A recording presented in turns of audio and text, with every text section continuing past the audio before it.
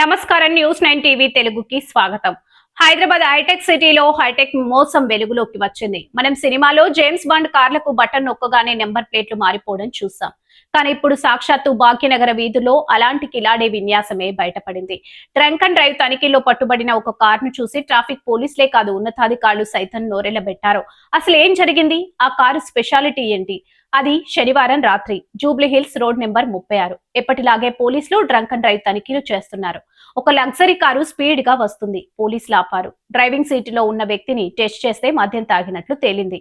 కానీ పోలీసులు కారును క్షుణ్ణంగా పరిశీలిస్తుండగా వారికి ఏదో తేడా కొట్టింది. ఆ కార్ నెంబర్ ప్లేట్ దగ్గర ఏదో వింత మెకానిజం కనిపించింది. పోలీసులు కారు లోపల వెతకగా డాష్ బోర్డు దగ్గర ఒక సీక్రెట్ రిమోట్ బటన్ కనిపించింది. ఆ బటన్ నొక్కగానే పోలీసులు షాక్. కారు ముందు వెనుక ఉన్న నంబర్ ప్లేట్లు సెకండ్ల వ్యవధిలో రివాల్వ్ అయిపోయి వేరే నంబర్ తో ప్రత్యక్షమయ్యాయి. ఇది మామూలు కారు కాదు, ఇది మోసాల అడ్డా. ఆ కేటుగాడు వాడుతున్న టెక్నాలజీ చూసి అధికారులు విస్తుపోయారు. ట్రాఫిక్ సిగ్నల్స్ దగ్గర ఉన్న ఐటీఎంస్ కెమెరాల నుంచి తప్పించుకోవడానికి, ఓవర్ స్పీడ్ చలాన్లు పడకుండా ఉండటానికి టెక్నాలజీని వాడుతున్నట్లు గుర్తించారు. ఎక్కడైనా ట్రాఫిక్ రూల్స్ ఉల్లంఘించినప్పుడు లేదా పోలీసుల కంట పడతామని అనుకున్నప్పుడు జస్ట్ ఒక బటన్ నొక్కితే చాలు, కారు ఒరిజినల్ నెంబర్ మాయమైపోయి ఫేక్ నెంబర్ కనిపిస్తుంది.